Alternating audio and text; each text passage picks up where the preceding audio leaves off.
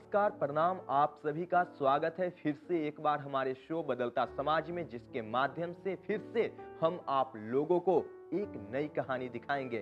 तो चलिए देखते हैं कि आज की कहानी क्या है।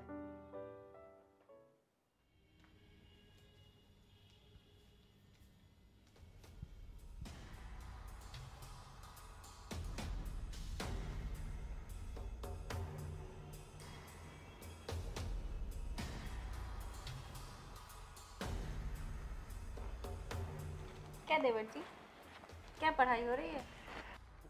कुछ नहीं, बस कॉलेज से थोड़ा सा होमवर्क बचा हुआ था। इतना पढ़ाई तुम करोगे तो फिर मेरा ख्याल कौन रखेगा? उसके लिए भैया है ना। वो भी तो आज जा रहे हैं मुझे छोड़ के। अच्छा, हाँ। भैया ने बताया नहीं मुझे। अगर आपको कुछ चाहिए भाभी तो बोलिएगा, मैं बाहर से लाके दे दूंगा। अभी वो डायरी। Thank you. दीपिका, आओ यार, थोड़ा निकलना है।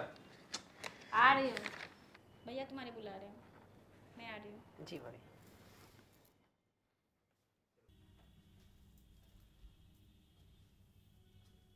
अरे जानू, क्या कर रही हो?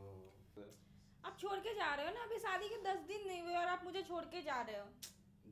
अरे यार, प्यार करने के अलावा कमाना भी जरूरी पड़ता है। अब राहुल का पढ़ाई है, तुम्हारा मेकअप का भी सामान है, साड़ी है, सब कुछ देखना पड़ता है ना। मुझे कुछ नहीं चाहिए, लेकिन आप मत जाओ मुझे छोड़ के बस। तुम समझती नहीं हो। लेकिन आप तो बोले थे ना कि आप 1 महीने की छुट्टी लोगे शादी के बाद, और अब 10 दिन में ही जा रहे हो। अच्छा बाबा, इस बार कोशिश करूंगा कि मैं जल्दी आ जाऊं वहां से, और खूब प्यार करूंगा मैं तुमसे। ठीक है, चलो। ठीक। अरे यार, इतना गुस्से में क्यों हो तुम? आप तो मुझसे बात मत करो। देखो, प्रॉमिस मैं करता हूँ, मैं जल्दी आऊंगा। सब कुछ देखना पड़ता है ना यार, नहीं जाऊंगा तो घर द्वार कैसे चलेगा? शादी से पहले बोल देते, काम ही जरूरी है। काम नहीं करूंगा तो खाऊंगा क्या? देखो, जाने समय गुस्सा मत हो, प्यार करके थोड़ा भेजो। वो तो आपको पहले सोचना चाहिए था ना। आपको जो फोन आया वहाँ से छुट्टी के लिए, तो आप बोल तो सकते थे ना कि आपकी नई नई शादी हुई है, कुछ दिन रुक के आप जाओ। बाबा बोला तो कि जाऊंगा इस बार तो लंबी छुट्टी लेकर आऊंगा, वही जल्दी। क्या भरोसा है? आए हो तो 10 दिन में जा रहे हो, अब जाओगे तो पता नहीं कब छुट्टी मिलेगा कब नहीं मिलेगा वापस फिर आने के लिए। अगले मंथ ही आऊंगा। खुश? देखो दीपिका, राहुल का ख्याल रखना। एक ही भाई है हमारा, और तुम्हारा सबसे प्यारा देवर, तो उसका अच्छे से ख्याल रखना। खाना वाना सब सही समय पे देना उसको। जी बिल्कुल, उसका ख्याल मैं नहीं रखूंगी तो कौन रखेगा? तो अब मैं चलूं? हाँ ठीक है, चलिए।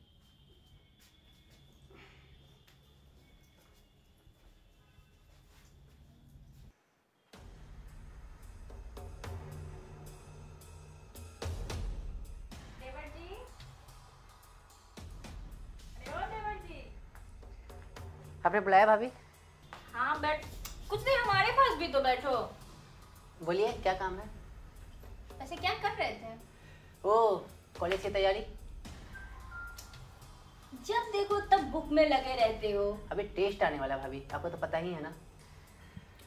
इतना पढ़ाई करोगे तो फिर मेरा ध्यान कौन रखेगा? आपको कुछ भी चाहिए भाभी, मुझे बोल दो, ठीक है? मैं ला दूंगा आपके लिए। वैसे भी मुझे कुछ भी चाहिए तो मैं आपको नहीं बोलूंगी तो फिर किसको बोलूंगी? जी भाभी, ऐसे भी भैया अब है नहीं, जो भी बात हो आप मुझसे बोल सकती हो। वो तो ठीक है, लेकिन कुछ बात करना था तुमसे। जी बोलिए भाभी। और इधर कुछ ज़्यादा बिजी रहते हो। अब क्या करूं, घर में अकेला, कोई दोस्त तो है नहीं कि बिजी रहूंगा किसी के साथ। किसी लड़की वड़की के चक्कर में तो नहीं हो? नहीं भाभी, ऐसा कुछ नहीं है। मुझे तो ऐसा ही लग रहा है। नहीं, ऐसा कुछ भी नहीं है। ये क्या करी भाभी आप? कुछ नहीं यार, वैसे तुम्हारे भैया तो है नहीं, जी तुम ही हो। ये गलत है भाभी, ये सब गलत है। तुम्हारे अलावा मेरा ख्याल कौन रखेगा? तो ख्याल रखूंगा ना भाभी, ये सब गलत है। अगर भैया को पता चल गया तो? नहीं चलेगा, हम कभी उनको नहीं बताएंगे। और तुम भी उनको मत बताना। नहीं भाभी, मैं उनको धोखा नहीं दे सकता। आपको पता है, उन्होंने मेरे पढ़ाई का खर्चा उठाया है, उन्होंने मुझे इस लायक बनाया। मैं उनके साथ धोखा नहीं कर सकता। कुछ गलत नहीं है, ना ही हम बताएंगे भैया को और ना ही आप बताइएगा। अगर भैया को पता चल गया तो? अब बात क्यों नहीं समझ रहे हो? हमारी जोड़ी कितनी अच्छी लगती है, और कहाँ मैं और कहाँ तुम्हारे भैया। मैं एक बात कहना चाहती हूँ। नहीं भाभी। मैं तुम्हारे भैया से बिल्कुल नहीं शादी करना चाहती थी। मेरी फैमिली ज़बरदस्ती मेरी शादी उनसे करवाई है। मैं उनसे बिल्कुल प्यार नहीं करती हूँ। तो भैया को अगर पता चल गया ना, मैं बहुत डर रहा हूँ। फिर तुम टेंशन मत लो, हम कुछ नहीं बताएंगे तुम्हारे भैया को। तुम बात क्यों नहीं समझ रहे हो मेरी? भाभी ये सही है क्या? बिल्कुल सही है।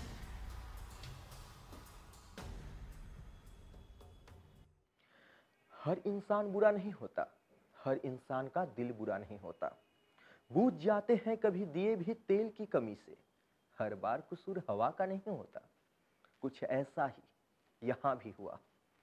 हमारे समाज में इस तरह की घटनाओं के लिए हमेशा पुरुषों को जिम्मेवार ठहराया जाता है, लेकिन आज के युग में जितना जिम्मेवार इस तरह की घटनाओं के लिए पुरुष है, कहीं थोड़ा ही कम महिलाएं भी हैं, क्योंकि इस कहानी में कुछ ऐसा ही होने जा रहा है।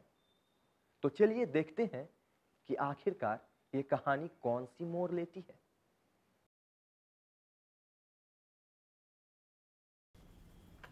इतना सवेरे सवेरे तैयार होके कहाँ जा रही हो मोनिका? बाजार जा रहे हैं। बाजार जा रही हो? गुस्सा होने की क्या बात है इसमें? अरे मैंने यूं ही पूछ दिया तुमसे। आजकल आपको देख रहे हो, हर चीज पे मुझे टोकते रहते हो। हमेशा जुबान लगाती रहती हो हमसे। अरे बता दो कि क्या लाने जा रही हो? आलू लाने जा रहे हैं। आलू लाने जा रही हो तो टमाटर बनने का क्या शौक है?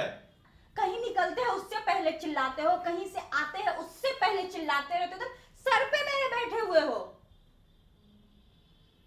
ठीक है बाबा, मुझे माफ करो। जाओ, तुमको जहां जाना आ जाओ। हाँ, जा रहे हैं। मुझे कोई मतलब नहीं। आखिर ये रोज सवेरे सवेरे बन सवर कर जाती कहाँ है? इसका पता लगाना ही पड़ेगा। जरूर मेरे पीठ पीछे ये घोटाला कर रही है। हेलो। अरे हाँ बाबा, आ रही हूँ, तुम नीचे ही रहो। बस मैं रास्ते में हूँ, बिल्डिंग के नीचे आ चुकी हूँ। अरे आ रही हूँ ना।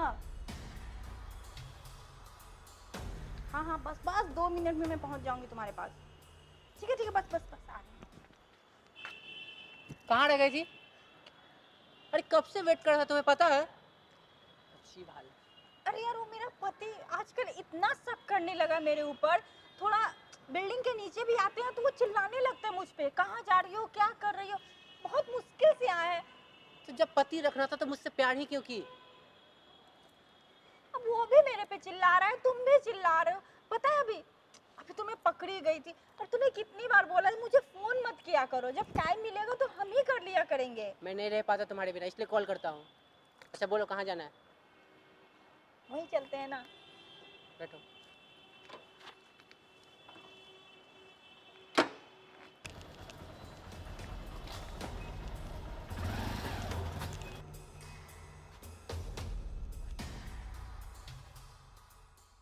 मुझे समझ में नहीं आता, आखिर मुझ में क्या कमी है जो तुम मुझसे शादी कर ली?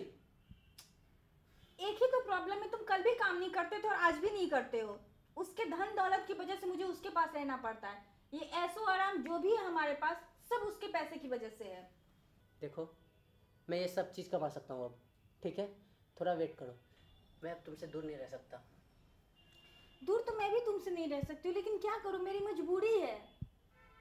छोड़ो, उसकी बात करेंगे तो हम लोग का मूड खराब होगा। हम लोग अपना जीवन देखते हैं, अपनी लाइफ देखते हैं।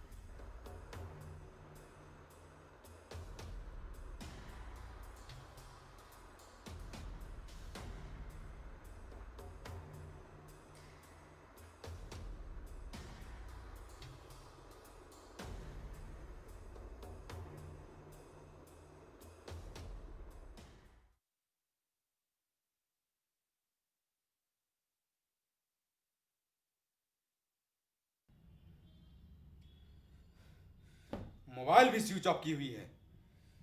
आने दो, तो मैं उससे पूछूंगा कि आखिर वो लड़का था कौन जो बाइक पे बैठा कर ले गया उसको।